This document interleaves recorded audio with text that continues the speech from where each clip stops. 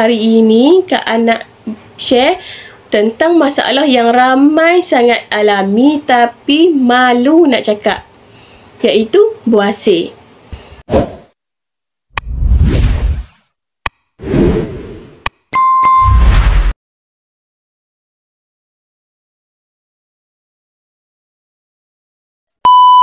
Buasir ni ialah berlaku bila salur darah di bahagian dubur tu membengkak dan boleh berlaku di dalaman ataupun di luaran dan menyebabkan rasa sakit, pedih, gatal dan kadang-kadang berdarah waktu membuang air besar.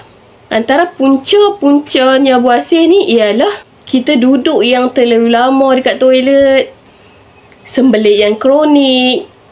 Dari sembelit tu kita biar dia akan melarat sampai ke buasir. Paling teruk buasir tu sampai ke peringkat dah berdarah.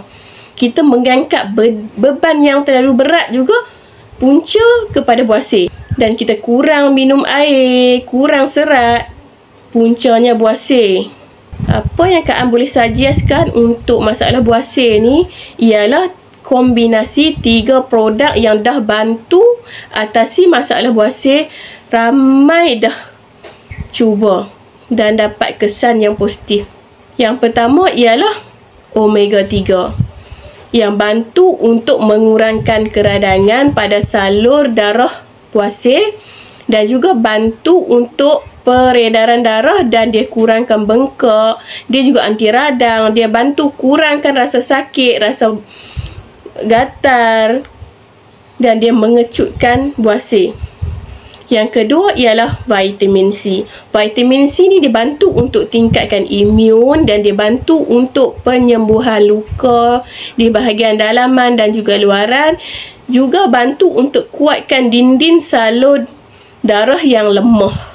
Dan yang ketiga ialah pil daun sena. Di mana pil daun sena ni dia bantu untuk melancarkan pembuangan, dia elak daripada sembelit, dia bantu melawaskan dan dia bantu melembutkan najis.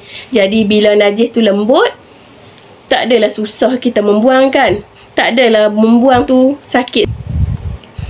Dia bantu untuk usus detox secara semula jadi. Jadi jika anda ada masalah buasir dan nak cuba ikhtiar dengan 3 suplemen ni, anda boleh dapatkan dari Kak An. Anda boleh hubungi Kak An di 018 4076 049 atau anda boleh klik link di WhatsApp Kak An di bahagian description. Kak An akan beri konsultasi cara pengambilan yang betul dan berkesan.